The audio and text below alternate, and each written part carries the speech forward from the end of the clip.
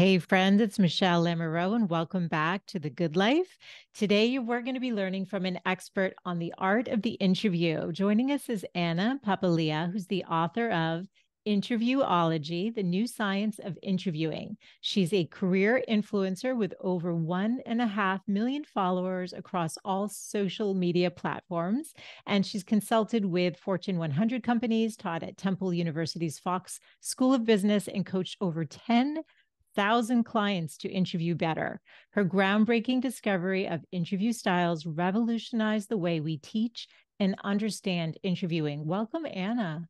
Thank you so much for having me, Michelle. How are you? I'm well. I'm excited. I have not had to do a job interview in easily over 20 years, but as a podcaster, I'm interviewing people all the time. I think interviewing is it's an art, it's a skill, and something I never really thought about in terms of going for a job interview until I read your book about how people kind of wing it. I just never really realized and I was director of marketing at a law firm, and I used to hire people, and it made me really reflect both on my own interviews, like when I was being hired and when I was interviewing others, and kind of the things that I was looking for and whether that was the right way to approach it. Certainly, I think a lot of people wing it. And we also know that over 90% of hiring managers are never trained to interview, which is somewhat shocking. I sort of expected job seekers to be the ones that were unprepared. But it also depends on your interview style, how much you prepare or how you prepare. You know, some interview styles prefer to sort of wing it and they don't want to sound scripted.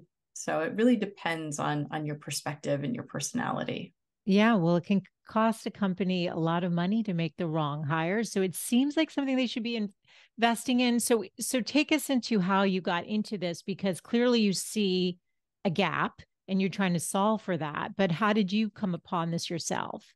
Certainly. So previously, I was a director of talent acquisition in the corporate world, and I was the corporate gatekeeper. I was responsible for hiring everyone in the organization, from male clerks on up to executive vice presidents. I partnered with the C-suite. I worked with everyone. And quite frankly, I loved my job.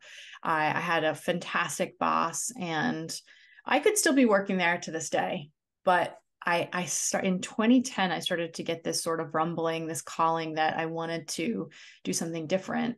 And I was getting a little bit of judgment fatigue being in that role.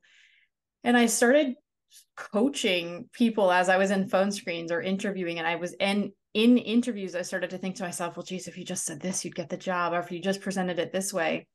And that's what began my sort of the infancy of an idea of starting a coaching practice just solely focused on teaching job seekers and hiring managers how to interview better.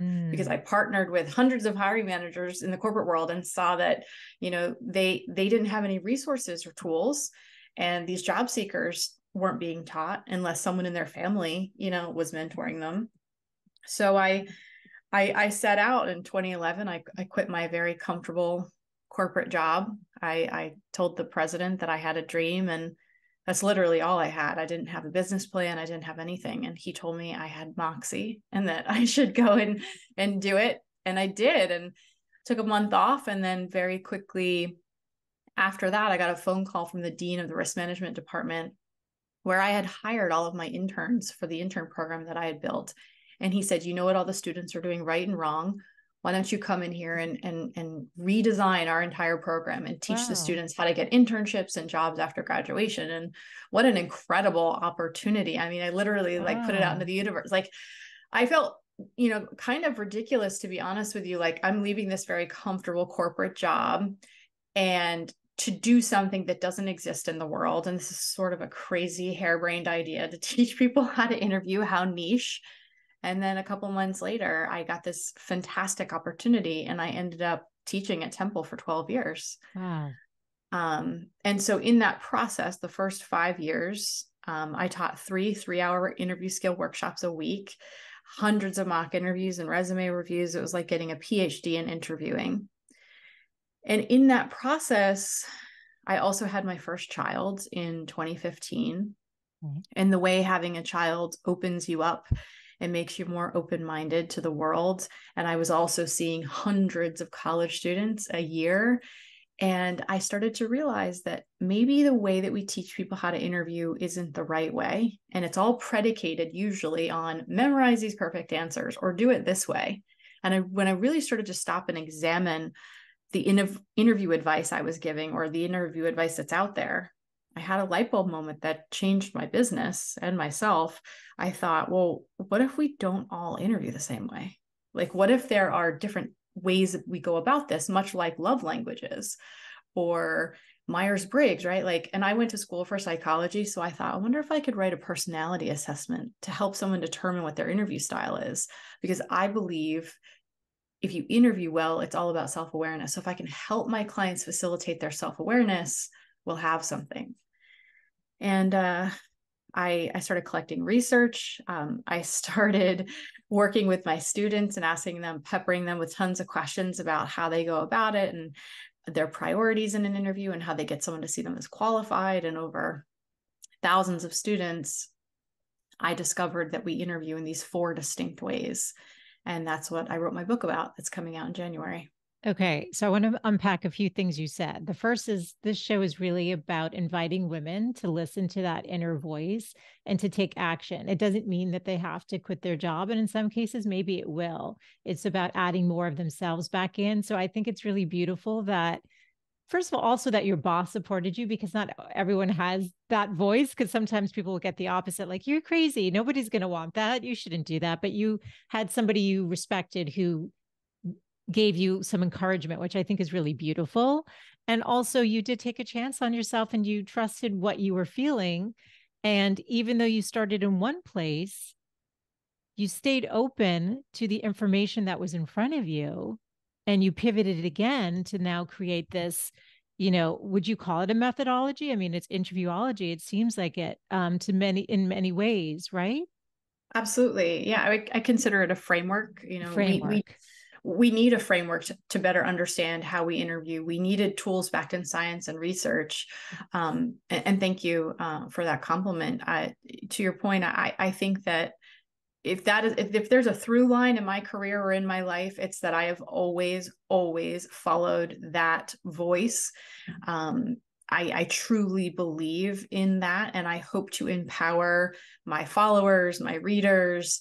I hope that that's something I can do in this process in teaching people that it's a really valuable way that you navigate through the world, is that inner voice. And often it's easy to ignore it because it's quiet and it's deep inside of you. And all the other messages are really loud and they're blaring and you hear those constantly. So you're getting bombarded by those more often than your inner voice. But I unfortunately was born with an inability to not listen to it. Like mine's really loud. So I kind of can't not listen to it. I love it.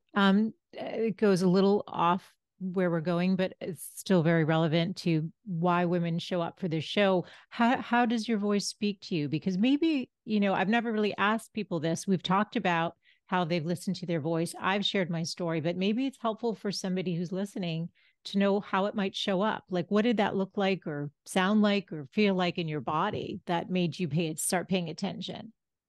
I'm sure this is probably sounds different for other people, but I can speak to what it feels like for me. Yeah. And I've thought long and hard about this, because the tough part about being an adult is trying to decipher, was that, my brain, or was that my gut? Was Totally. that best advice, or where's this coming from? Yes. I'll share a short story. In fact, one of the first times I remember quite vividly it's a feeling and a hearing all at the same time.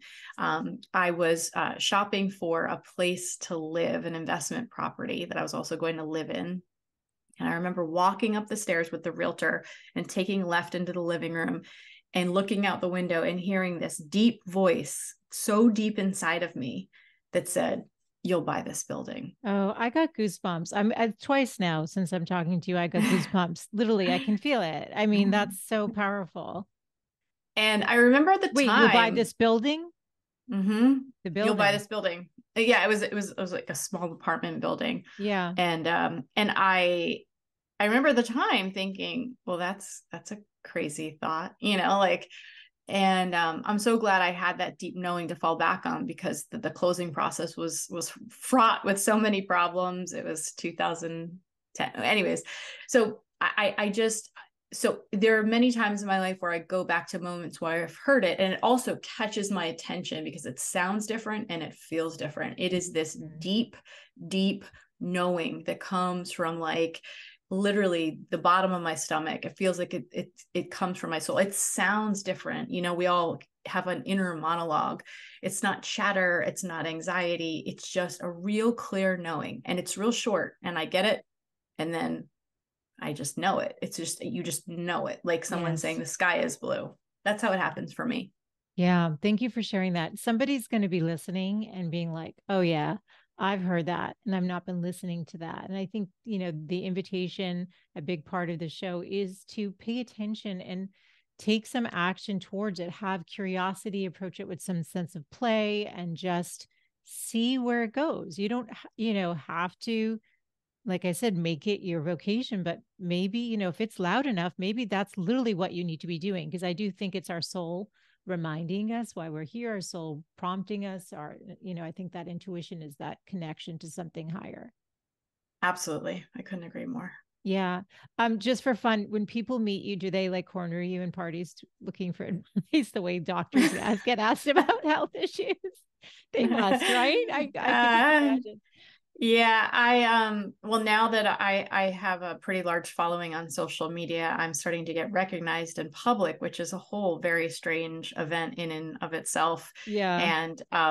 And then when that happens, there's certainly a, take me by the shoulders. I walked into a furniture store and this lady was like, oh my God, are you on TikTok? I was like, yeah.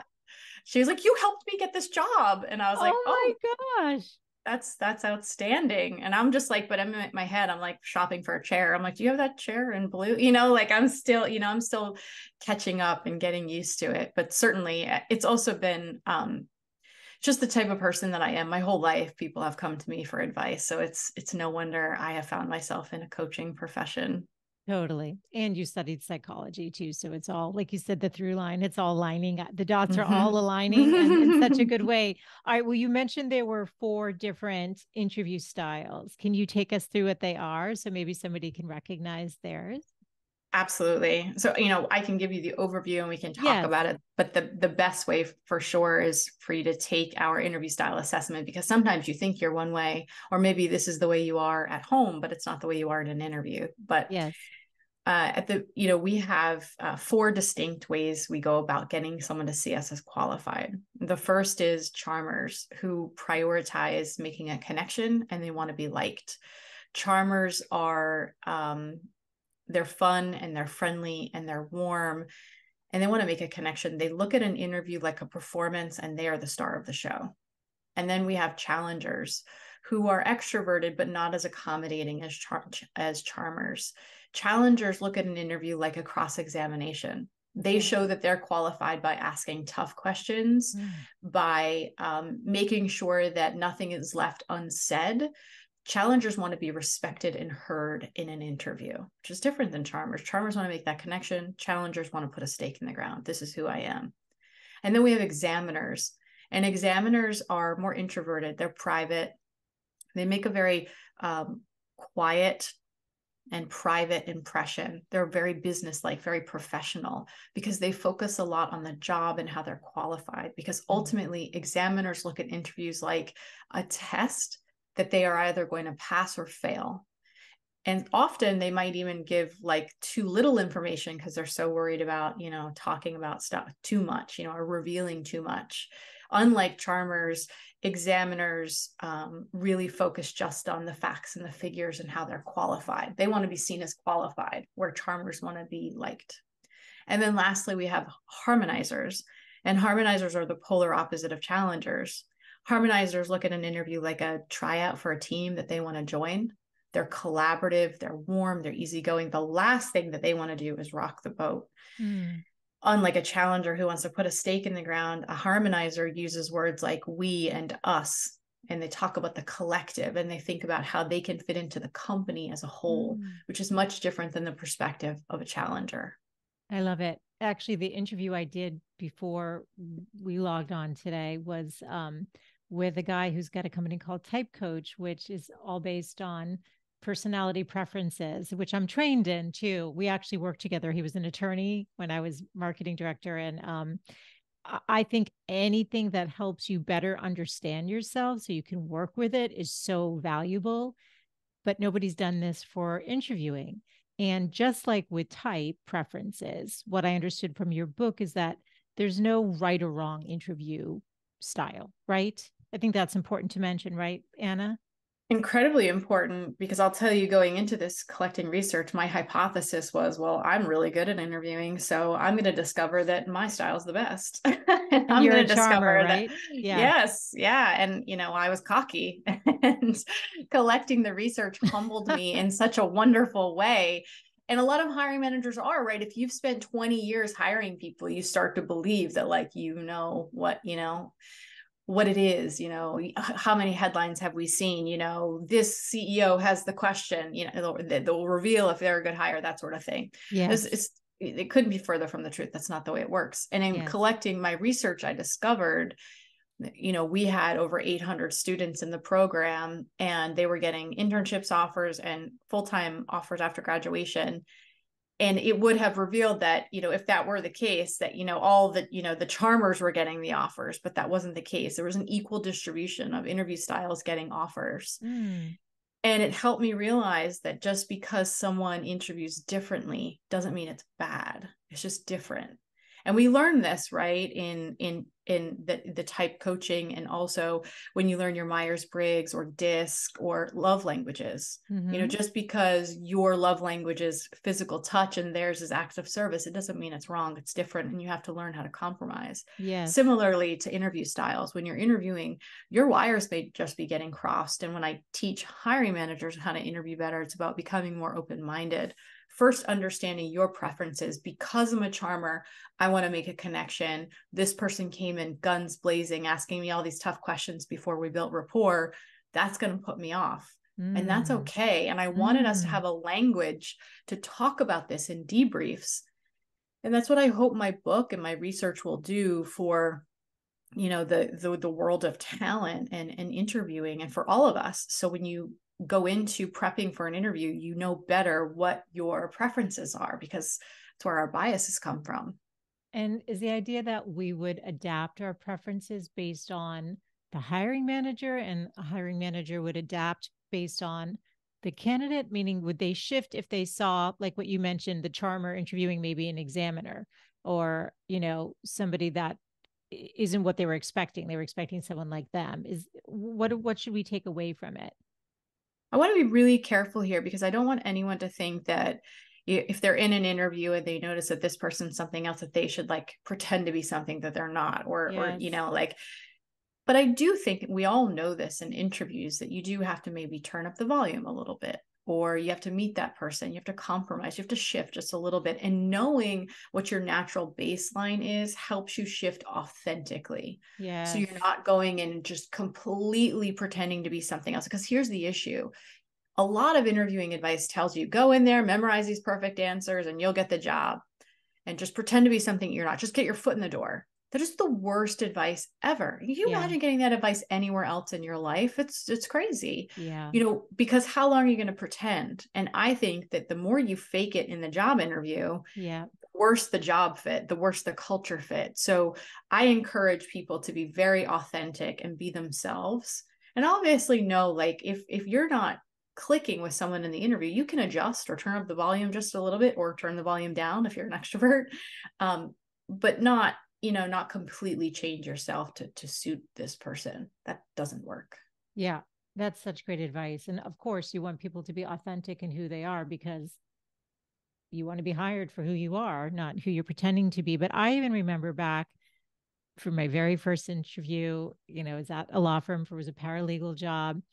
And people were like, you should be able to answer if you were an animal, what animal would you be and why? And I remember Uh-huh. thinking, why do I need to know that? And why? And then you would get questions like that. And in fact, my daughter, who's in high school, got a question like, some sort of random question, like what color would you be? I think you talked about some CEO said, he said, do you want to know the one question I will ask all my candidates? If you were a crayon, what color would you be and why? And he puffed his chest up and expected me to praise him. And you said, why would you ask that question? So why are we asking these questions? Why are hiring managers doing this?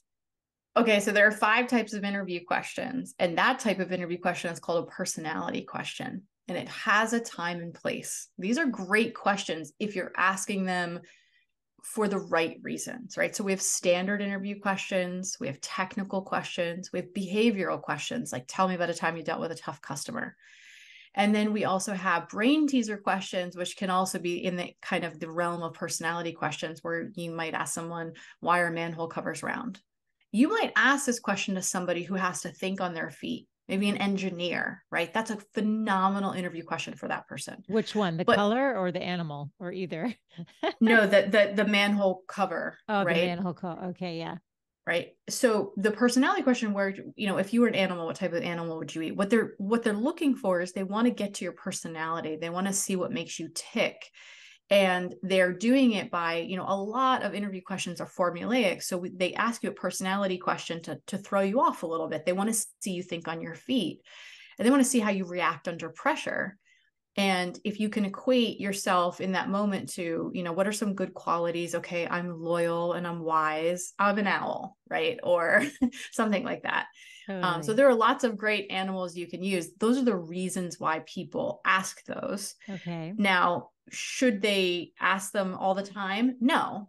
Hiring managers need to ask the right interview questions for the right jobs. I also think we need to conduct structured interviews where hiring managers are thinking of questions that come right from the job description, not just like on a whim, not like what color. That CEO who I talk about in the book, he was hiring for like plumbers and electricians. And I said, why does it matter what color crayon they are? Are you going to hire all the red crayons? What does that mean? What does it matter? Right. And this is how we create like-minded cultures. And this is how we create biased organizations. So it's something we have to be really careful of when we're hiring, because we are in a position of power. We have to be really careful about the question. It's not just pulling some question out of thin air. Personality questions and brain teasers have their time and place, but for the right jobs, in the right interviews.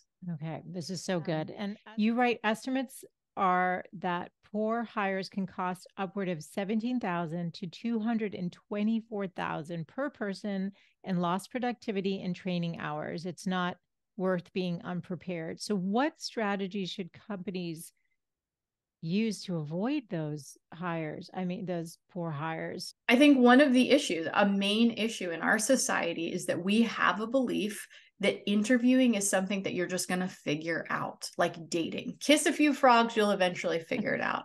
In the corporate world, we don't even train hiring managers how to make the most important business decisions. It baffles me. Yes. I talk about it all the time on my platform, and I obviously talk about it in my book coming up. It to me is it's such a blind spot. Let me make a confession. As a director of talent acquisition, I had all the power. I had never been trained to interview. And as far as I could tell, nobody else had been either. And there was no structure, there was no formula, there was no language, there was nothing based in science and research. And I think, to go back to what we talked about earlier, why I had this feeling, this calling to leave my job, is because I was a director of talent. I loved my job. I loved recruiting, but I just felt something deep inside of me that was like, this needs to be fixed. Yeah. And I had this psychology background and I had this interest, and I kind of felt like I was sort of the perfect person to do it and then go out and collect this research. And I feel incredibly grateful that I was given these skills and put in this position to be able to facilitate this discovery. And my goal is that I hope it helps people. I hope it gives people a language to better understand this process that can feel really difficult, complex, ambiguous, uncertain. Figuring out who to hire is not easy. And as we just talked about, incredibly expensive. Yeah. It's interesting because when like working with lawyers and sales training, you'd say, in order, people like to hire people that they know, like, and trust. So personality does play a big part in terms of a perception of somebody, but that doesn't necessarily mean in terms of a hire that it's the best candidate. Is that true? This is what I'm understanding. A million percent. One of the biggest problems hiring managers make is they say, I didn't click with that person. I Right. used to be guilty of that. I Yeah. tell a story in my book that, it was one of my biggest light bulb moments being in the corporate world when I was wondering why I wasn't clicking with someone. And then I realized clicking was not a prerequisite for that job. In our society, we conduct social interviews, which is a big problem. So it's about fixing the interviews that we have, making them more structured, and then also having a better understanding of our preferences and our biases when we go into the process. And absolutely 100%, all hiring managers that I've ever worked with, and there have been hundreds of them, your preference is always how you interview. And I also found this in my research, right? We prefer people who are like us. So if you're a challenger, you're going to prefer other challengers. If you're a harmonizer, you're going to prefer other harmonizers. And then it makes hiring difficult because, there's an equal distribution of all four interview styles. So there's 75% of the world that's not like you. Yes. So everyone else, your wires are going to get crossed with those people. And you're going to be seeking out people. And hiring managers make this mistake quite frequently as they hire mini-me's, is what we say in the corporate world, because it's comfortable. It's very easy to manage people who are like you. Yes. We don't need another you. We need diversity. We need people that have a different skill set. I'm very good at being client facing, and I'm very good at sales, and I'm very good on camera.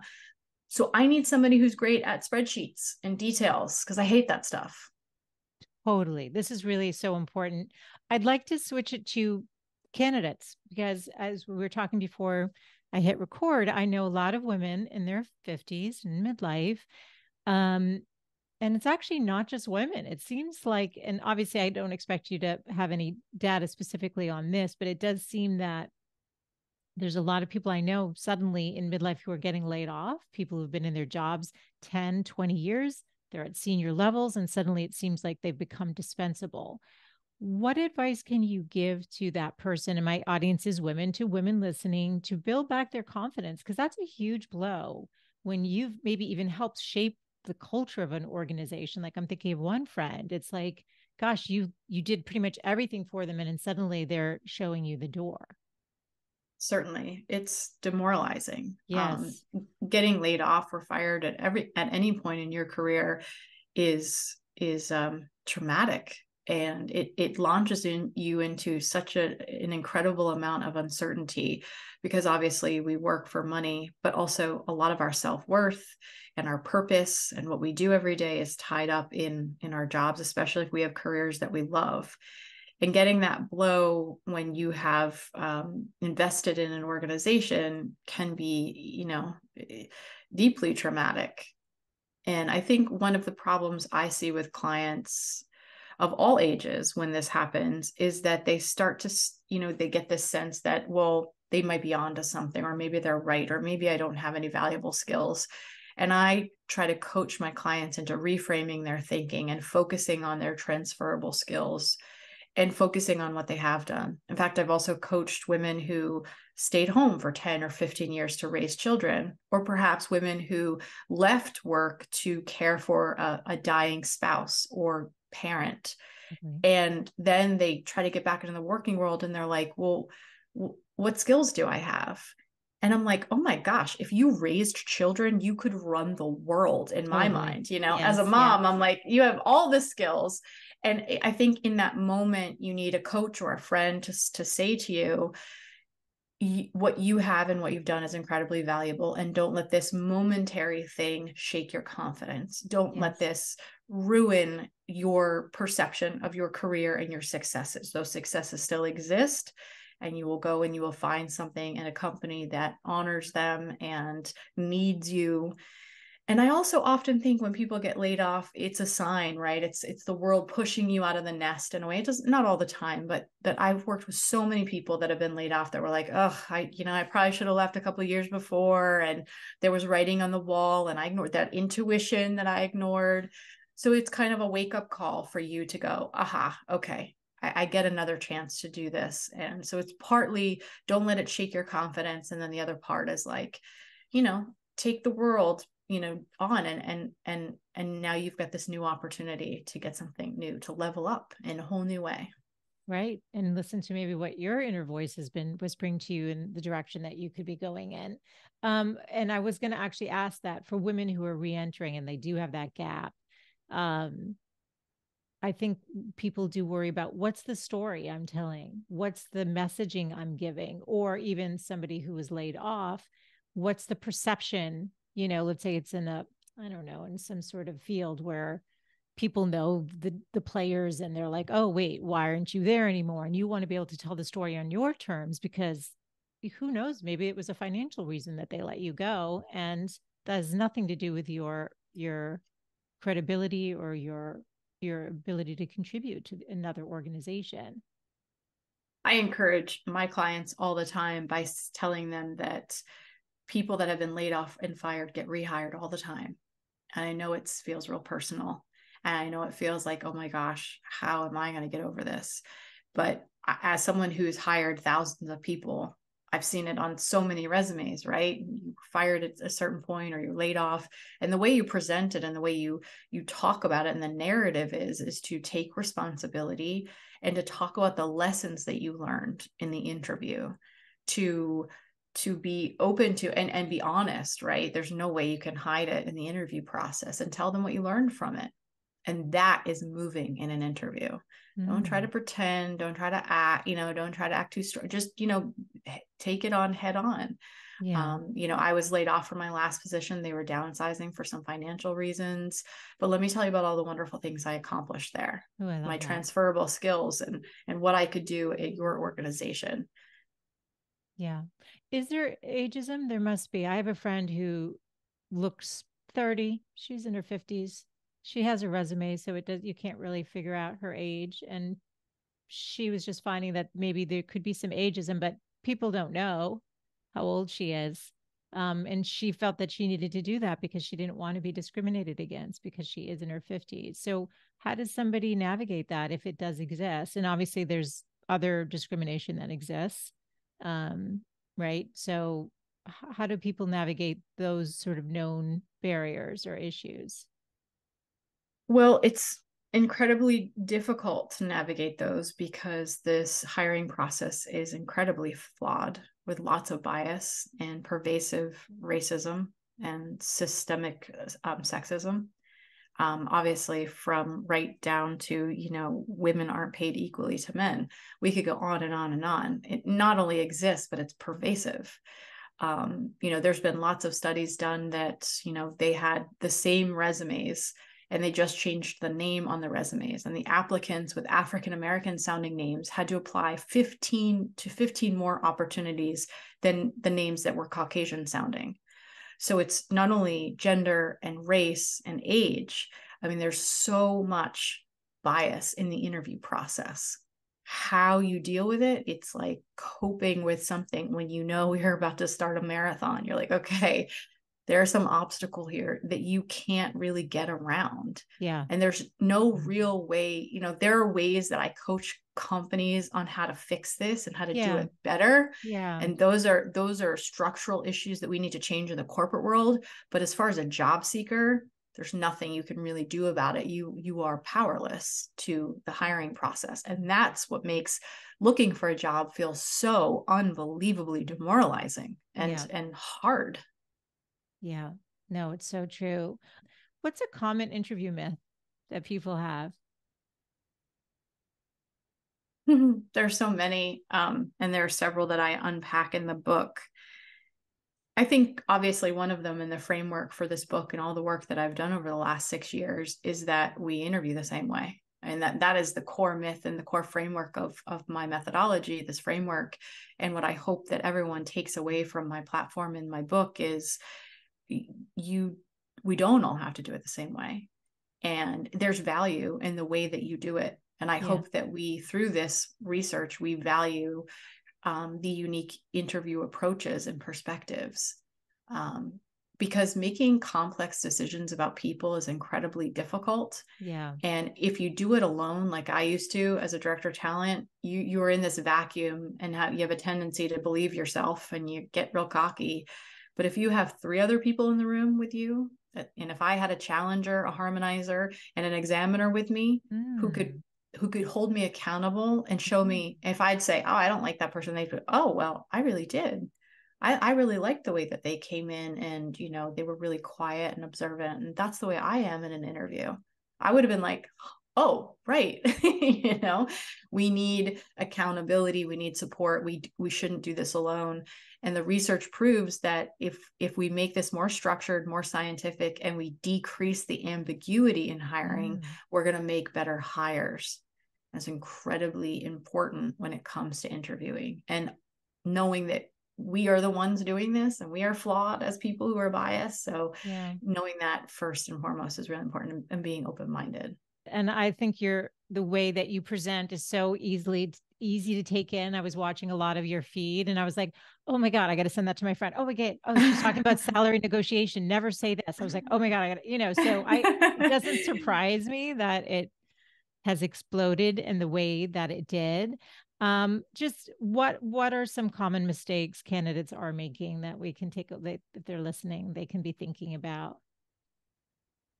Well, number one, it's not being prepared by not understanding yourself. You know, historically, we've been giving a lot of bad advice that, you know, you need to spend a lot of time researching the company. So much so that I've seen clients, you know, tell me that they've spent hours and hours researching the company, and, you know, you have to, all that, you know, we know you have to read the company's website and read the job description, but in the most basic sense, an interview is a set of questions about you. I know about my company. I don't need you to come into the interview and reflect back to me that you read the website. That is not going to sell you as a candidate. What I'm going to spend time doing is asking you questions about you. Yes. And when clients come to me and say that they've been bombing their interviews, I always start with one question. Tell me about your interview prep. And they will always say to me what I just told you. I spent all this time and all this research. And I'm like, well, when are you spending time, you know, thinking about yourself? And they're like, huh? I'm like, what are your strengths and weaknesses? Why should I hire you? Why do you want to work here? What's your plan for the next 5 years? And they look at me like, I'm like, well, there's the problem. You need to spend 80% of your interview prep thinking about you. Wow. Because you think that you can go into an intimidating boardroom with an intimidating executive sitting there, boring his eyes through your soul and saying, why should I hire you? That you're going to come up with some magnificent answer on the spot. Not going to happen. Yeah. And an interview is a set of questions about you. I developed a tool to help you develop your self-awareness so you can know yourself better, so you can show up authentically and fully empowered in interviews. It's the only way to interview better, is to know yourself. It's the only way. It's not about pretending to be something that you're not. It's not about focusing on the company. An interview is a set of questions about you. If you can't answer those questions ahead of the interview, you're not going to do very well. This is such a key takeaway. Any advice on salary negotiation? There was one. Well, I know we've been talking that a lot of your audience is women. Yes. So I'll speak specifically to some of the issues please. that women have in this area. And that is one of the biggest myths, is that I hear this all the time. People are like, well, you know, if this is like, you know, if they make them an offer and they're like, well, they made me an offer of 80, but I really wanted 100, but like, I'll just take 80 and, you know, I'll just prove my worth and they'll pay me more. Totally. That would be my mindset back then, for sure. Yeah. Yeah. Well, that never happens, right? You're going to gain more respect if you negotiate. And you and I both know that once you accept a job, they're going to keep you at that salary for 2 to 4 years. So the only time you have to advocate for yourself is during the job offer. And I encourage all of my clients, especially women that hate to negotiate, I say, just say this one thing. They make you the offer, and you can start by saying, being professional and polite. You just simply say, is this negotiable? And if they want to hire you, they're probably going to say, well, what were you thinking? Or yes. Or if they're absolutely come at the top of the range and they've made you their best offer, they'll say, we've made you our best offer. You can't. And then you know that you can sleep at night, that you got the best offer. But if they say yes, then you have to be, okay, well, I want 5 more days of PTO and I'd like a sign-on bonus and I'd really like to be at 100. Can you meet me somewhere closer to that? And almost every time you're going to get more money. Might not be the whole 20 grand. It could be 5 grand and maybe some more PTO, but it's better than not asking. Companies never lead with their best offer. Yeah. Ever. Why would you? Think about any negotiation you've ever been in. Has anyone led with their best offer? No. And people have a tendency to think, well, I just need the job, or you'll gain more respect if you negotiate. Oh, and you mentioned something. Can you differentiate? Yeah, you said save certain questions, like don't ask the hiring manager what. Never ask them what when you should just wait for HR. Yeah, this was actually one of my first viral videos on Facebook. It got like 14 million views. I guess I hit a zeitgeist at the time. It was a 1-minute video on questions to ask at the end of the interview. So at the end of the interview, when they say, do you have any questions for us? It depends what questions you're going to ask depending on those people. So you're not going to ask HR people, what are the day-to-day responsibilities of the position? Because they don't know. That's not their job. What you ask HR people is, tell me more about the interview process. Tell me more about company culture. Tell me more about the stuff HR people know and care about, right? And then when you get passed on to the round with the hiring manager, you can ask technical questions. You can ask them things like, what projects are you currently working on that I can help you with?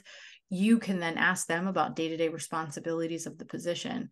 Knowing who to ask the right questions to makes you look more prepared, more professional.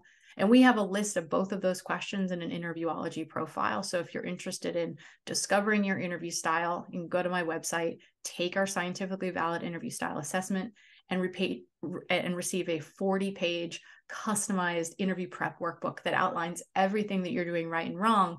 And it tells you if you're a charmer in interviews, this is what you need to work on. This is the impression that you're making. And then it's 30 pages of questions to prepare for and a whole list of questions to ask. There's even a top 10 list of questions to ask in a salary negotiation to get a better offer.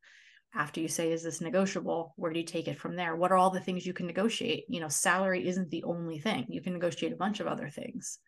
And we list them all in the profile. I feel like I could ask you so many questions, but I feel like between the book and what we've covered, there's a couple more just quick things. What's changed with resumes for anyone who's kind of getting back into it?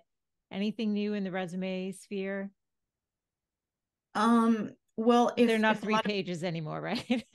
I hope they never were. I'm teasing.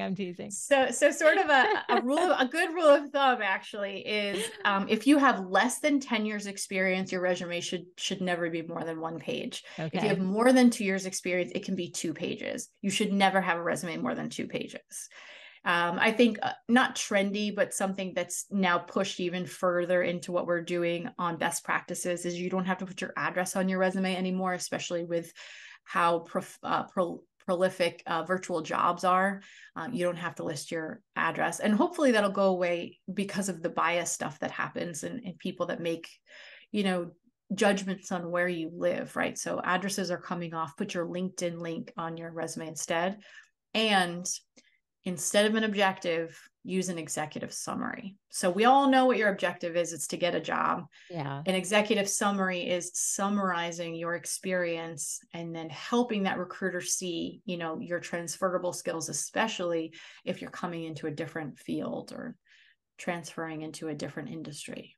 I love it. And I love your passion. Is there anything I didn't ask? I'm going to do a couple of rapid fire questions after this, just more for fun, but also to, just anything that I didn't ask that you want to make sure the women listening today take away from the conversation? I think, specifically for women, in the year of Barbie, right? In all that we're becoming so empowered. I saw a stat the other day that 60% of women now make up college graduates. And over 59% of women make up, who are, the breadwinners in families. And then I think it's sort of this well-kept secret. We are very powerful, but we are made, especially in the corporate world and in interviews, to think that you have to be submissive to get the offer, or that you have to be quiet. And there's a phenomenal book I read a long time ago called Nice Girls Don't Get the Corner Office. It's a great resource. I'm sure some of your listeners have read it.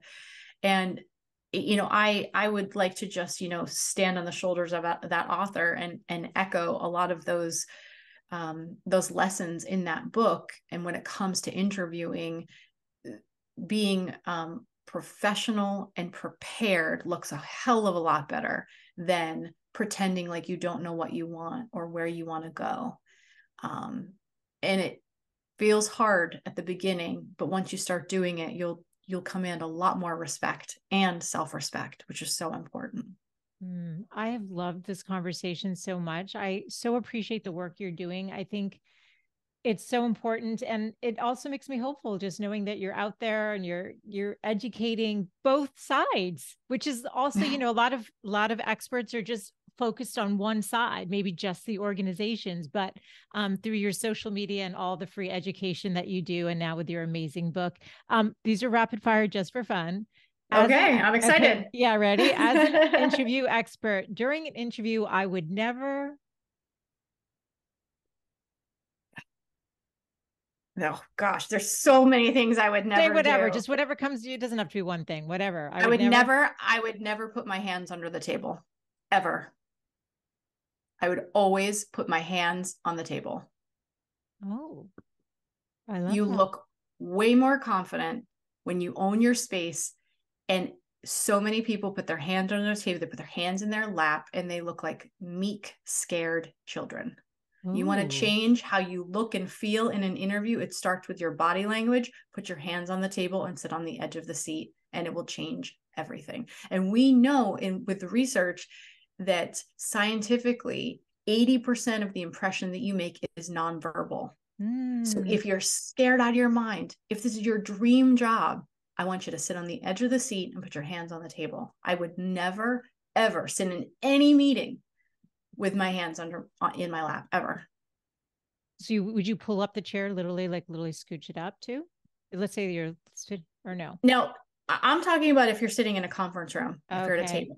Okay. You can't put your hands on someone's desk, right? Okay. That's awkward, right? Yeah. That's a different scenario. But if you're in a meeting or you're sitting at a table across from somebody, don't put your hands in your lap. As an interview expert, during an interview, I would always ask questions. Always ask questions. Always ask questions. Yeah. Well, you're doing a beautiful job with it. Your passion is evident. Your book is fantastic. I'm honored to have gotten to read an advanced copy of it, and I highly recommend it. And anybody can pick it up. It's called Interviewology, the New Science of Interviewing, and it'll be available on the show notes. But you've talked about all these amazing resources and your social media. Let's get people connected directly to you, Anna. Where do I send them? Please come to theinterviewology.com is our website. And then obviously you can follow me on all the social channels, Facebook, TikTok, Instagram, YouTube, wherever you get your social media feed, I'm on there. Please follow me, send me a message, connect with me on LinkedIn. I love that. And you can pre-order the book on Amazon or any retailer right now. I love what you're doing, and I'm excited. And everyone really do check out her social media feed. It's so fun. Like it's kind of addicting. Maybe that's why so many downloads. Like I was like, oh wait, that's fascinating. Wait, what is she saying about this? Wait, what should I be wearing? So if you're out there in the world or considering it, or you're a hiring manager, get dialed into the work that Anna's doing. And all of the show notes for today will be over at thegoodlifecoach.com. And share this with a friend, especially if you have a friend who's out there and losing some confidence or doesn't know how to approach it or re-entering the world of work. This conversation could really make a huge difference. So thank you, Anna. This was fantastic. I appreciate your time.